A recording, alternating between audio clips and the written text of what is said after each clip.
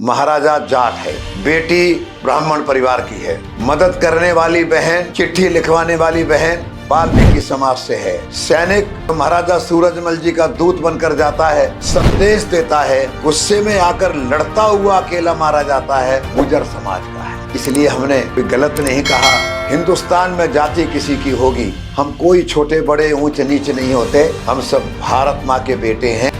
एक पर भी कहीं संकट आएगा, सारे भारत माँ के बेटे जातिवाद को भूल करके खड़े हो जाएंगे। इसी प्रकार का स्वभाव था महाराजा सूरजमल जी का। इसी प्रकार उनके अत्याचार नजीबुद्दौला की ओर बढ़ते जाते हैं। वो सेना लेकर के दिल्ली पर हमला बोलते हैं। लड़ाई होती है शाहदरा के पास। महाराजा सूरजमल जी लड़ाई जीत भी जाते हैं, उनको हरा भी देते हैं। नजीबुद्दौला आकर के फिर गिड़गिड़ाते हैं, आप कुछ भी ले लीजिए, आप धन पैसा जो चाहे ले लीजिए, पर आप हमको छोड़ दीजिए। इस प्रकार से जैसी हमारी आदत है, हमारे राजाओं को, हमारे हिंदुओं को दया बड़ी जल्दी आती है। हमने दिल्ली जीती, हराया, बदला भी लिया, लेकिन जीतकर दिल्ली की गद्दी पर नहीं बैठे, उसको माफ कर दिया। उनकी मृत्यु कैसे हुई, इसके बारे में इतिहास में कई प्रकार की घटना है। एक घटना ये भी है, जब दिल्ली उन्होंने जीत ली और वो वहाँ पर आराम कर रहे थे, निश्चिंत थे, कुछ दिन के बाद भरतपुर लौट जाएंगे। एक दिन नजीबुद्दौला ने मौका देख करके, शुरू से मौके की तलाश में था, निशाना लगा करके महाराजा सूरजमल जी को गोली लगवा दी कि हत्या करवा। पर एक चर्चा ये भी है, जब वो शाहदरा में लड़ रहे थे, 6000 घुड़सवार उनके साथ थे, अच्छी तरह युद्ध हो रहा था, हम आगे बढ़ रहे थे, जीत रहे थे।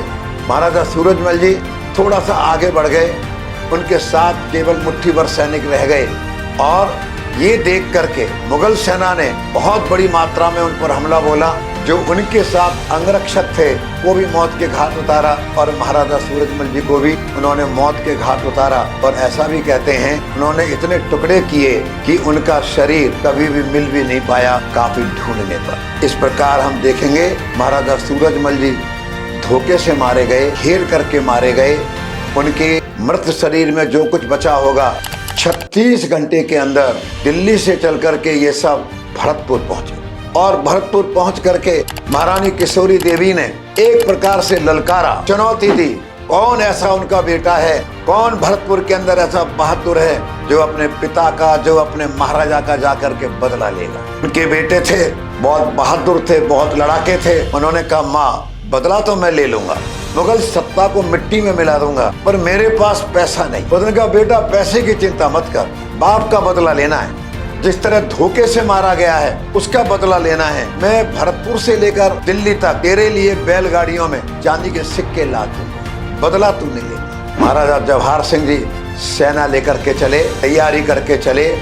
और ऐसा सुनते हैं, मैंने सुना है, हरियाणा में महम चौबीसी का चबूतरा, जब कभी देश पर संकट आया है, उन्होंने भी 1000-1200 साल में बैठक करके संकट के सामने सीना तान कर खड़े हो गए। उन्हें दुश्मन को जल्दी से दिल्ली तक पहुंचने नहीं दिया। जब उनको समाचार मिला तो ऐसा सुना है, महम से भी एक सेना चली, हरियाणा से भी एक सेना चली। इधर से महाराजा जवाहर सिंह चले और इधर से महम से, हरियाणा से भी एक सेना चली। दिल्ली में जाकर के जो युद्ध हुआ, जो लड़ाई हुई, आप देखेंगे उनको हरा दिया। नजीबुद्दौला हार गए। हार करके उन्होंने किले के फाटक बंद कर लिए।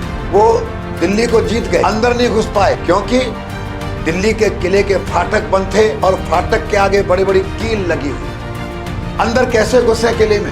तो महाराजा जवाहर सिंह जी ने बहुत कोशिश की हाथी को आगे बढ़ाना। हाथी घायल होकर पीछे हट जाता था, उसके बाद द्वारा आगे नहीं बढ़ता था। उनके मामा सामने आए, उनका जवाहर सिंह जी चिंता मत करो, मैं हूं ना, कीलों के आगे गद्दे लगाओ, इनके सामने मैं पीठ लगाकर खड़ा हूँगा और मेरी छाती पर भी किसी प्रकार गद्दे और तकिया रखो और हाथी को झुलाओ, मेरी तरफ हाथी को आगे बढ़ाओ। हाथी को आगे बढ़ाया, पूरी ताकत से हाथी आगे बढ़ा। उनके मामा तो वहीं मारे गए, लेकिन लाल किले के दरवाजे टूट गए बाहर के, सेना अंदर घुस गई। सेना अंदर घुस गई, लेकिन अपने महलों में नजीबुद्दौला ने वो फाटक बंद कर लिए, नहीं खोले काफी देर तक। फिर उनकी बेगम बाहर निकली, बच्चों को साथ लेकर आई और ऐसा कहते हैं गिड़गिड़ाई कि पैरों में बैठ गई, क्षमा मांगी पैरों में लेट करके।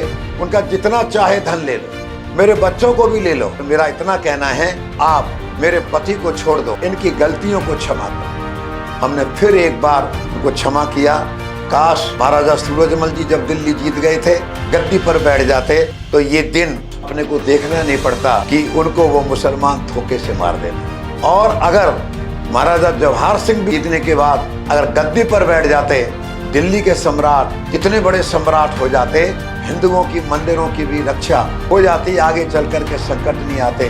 पर न जाने क्यों किसी के ये कहने पर दिल्ली बड़ी अशुभ है, पर जो भी गद्दी पर बैठता है भविष्य अच्छा नहीं होता। महाराजा जवाहर सिंह जी को गद्दी पर बैठने से रोक दिया गया, वो वापस आ गए। ये मैंने आपके ध्यान में लाया।